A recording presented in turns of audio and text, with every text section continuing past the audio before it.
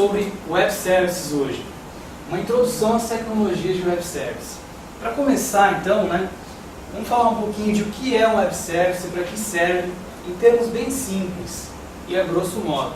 O que é um serviço, para começar? O que a gente chama de serviço? Nesse caso, imagine o seguinte, você tem os Correios, não tem? Os Correios têm lá um cadastro enorme de endereços. Imagina que você quer usar um serviço do Correio no seu sistema, para que quando você informar ao CEP, ele te retorne o endereço completo. Isso poderia ser um exemplo de serviço nesse caso. O que mais? Imagina, por exemplo, os bancos. Eles oferecem diversos serviços para você, de pagamento, de cobrança, etc. E as empresas não utilizam esses serviços do banco, fazer um pagamento, consultar um extrato, esse tipo de coisa. Então funciona assim, você tem diversas empresas, ou diversos sistemas dentro da sua organização, e esses sistemas têm algum tipo de serviço, eles fazem alguma coisa. E geralmente você precisa de alguma forma integrar esses dois sistemas, para que um consuma serviços do outro. Essa aqui é mais ou menos a ideia. Então esse caso, por exemplo, do banco, você quer receber um extrato bancário do banco, como é que você vai fazer isso? Então existem diversas formas. Tem gente que faz isso direto via banco de dados, um sistema lê o banco de dados do outro, não é muito legal. Muito acontece troca de arquivos no formato texto, arquivos posicionais. Você troca um arquivo posicional com um banco, envia um para o banco, etc. Isso para qualquer tipo de sistema. Para melhorar essa forma de integrar sistemas, se criou então os Web Services. Na verdade, um padrão para se fazer esse tipo de coisa, que é conhecido como WS asterisco. Então, basicamente, eu queria que vocês tivessem em mente isso. O intuito disso aqui é você poder fazer uma integração entre dois sistemas, fazer dois sistemas diferentes conversarem. E aí existem diversas coisas que você vai ter que se preocupar quanto a isso e que esses padrões te ajudam a fazer. Que tipo de mensagem esses sistemas vão trocar, que tipo de protocolo você vai utilizar para esses sistemas conversarem. Se você precisar de uma transação nessa conversa, como é que você vai fazer para implementar essa transação e diversas outras coisas, diversos outros aspectos. Então a agenda nossa. A introdução que já foi, nós vamos falar um pouquinho dessas tecnologias aqui. O XSD, o WSDL, o SOAP, o JAX, o JAX-WS e o WS Monitor, que é uma ferramenta para ajudar no desenvolvimento, uma ferramenta que eu usei bastante na nota fiscal eletrônica. Eu queria que vocês a conhecessem, porque com certeza vai ajudar bastante vocês. Quero alertá-los de que todas as ilustrações contidas nessa apresentação foram desenhadas por mim, então não esperem ilustrações muito belas. Bom, o XSD, o XML Schema, essas imagens eu coloquei porque depois tem uma metáfora que eu queria mostrar para vocês no final, para facilitar o entendimento da ideia. Então guardem, Esse aqui é como se fosse uma cartinha, assinada pelo carneiro aqui.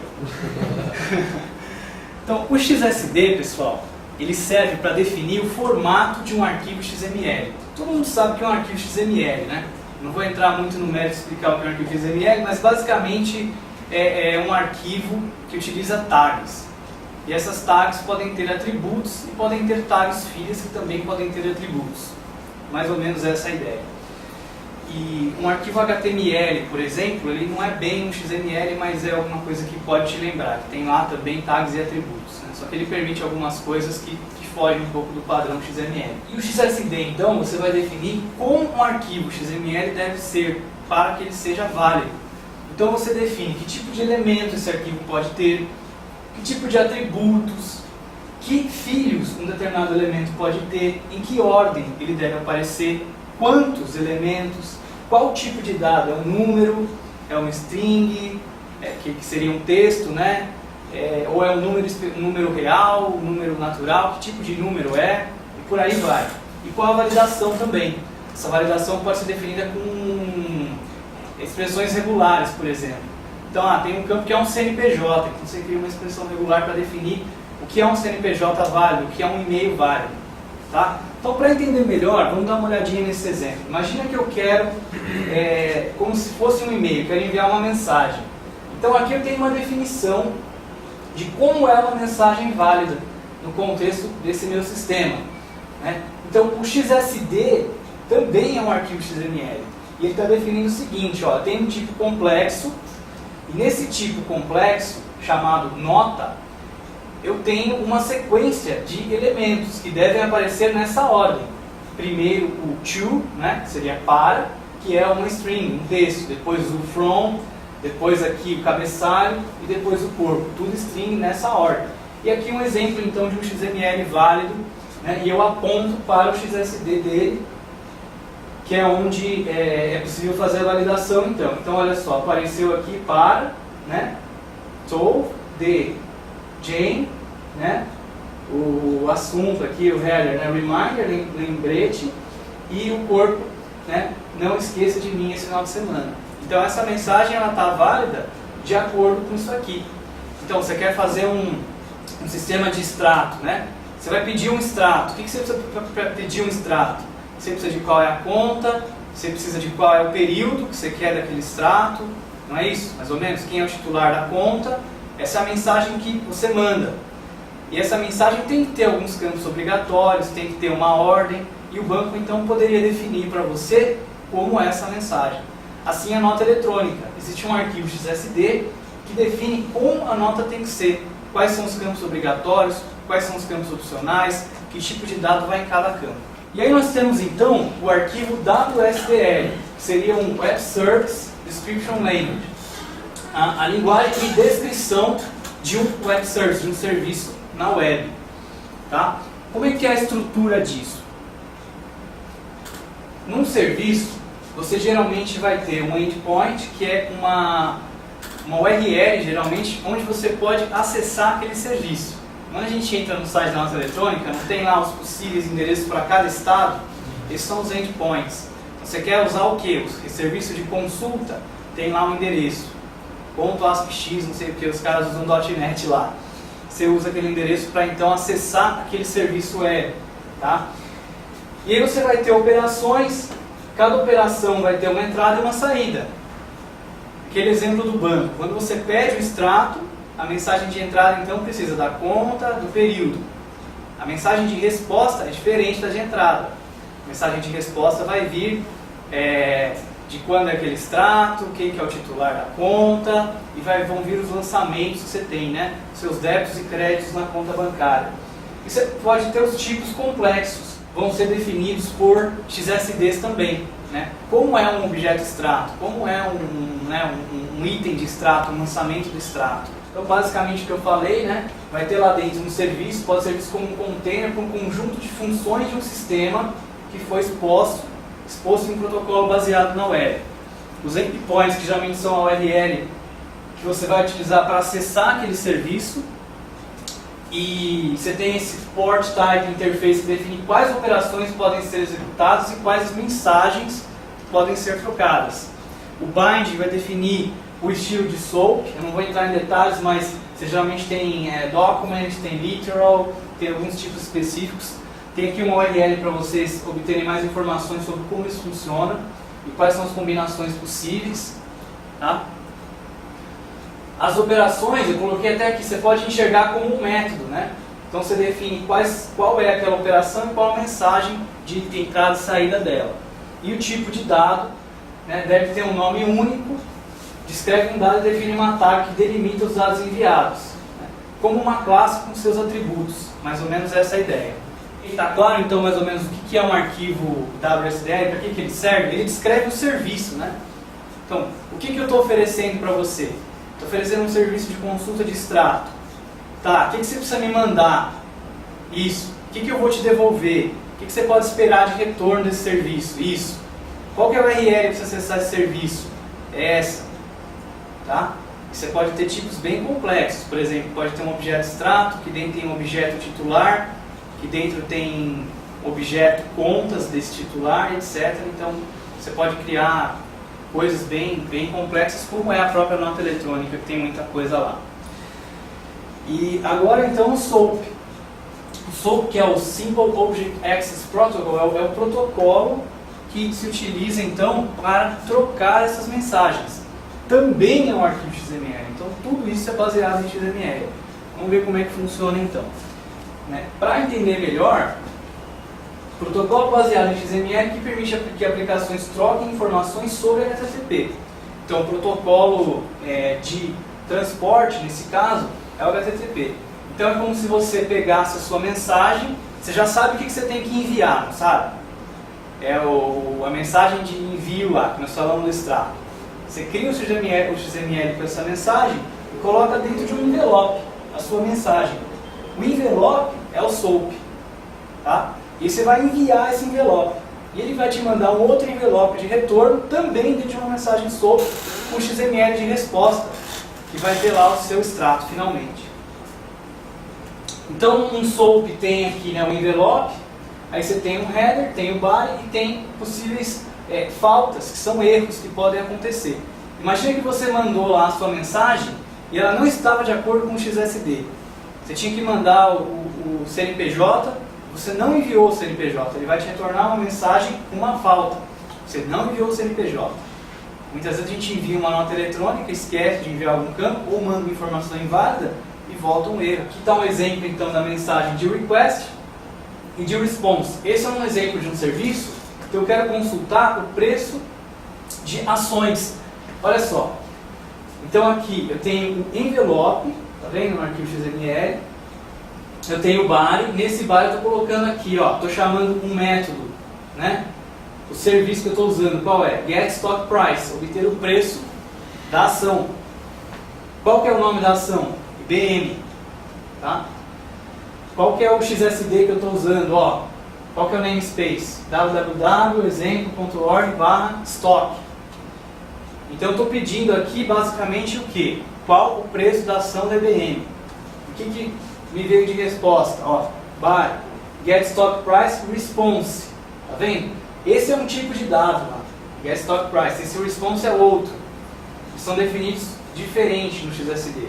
E a resposta é o que? Price.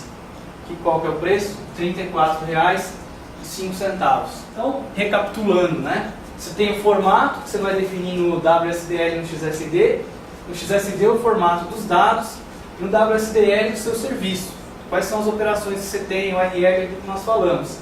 E aí você vai pegar então essa mensagem que você criou, vai colocar dentro de um envelope SOAP e vai enviar através do HTTP. O pessoal da nota eletrônica já tem os WSDLs disponíveis, já tem os XSDs, de como deve ser uma nota eletrônica. A gente precisa agora consumir esse serviço.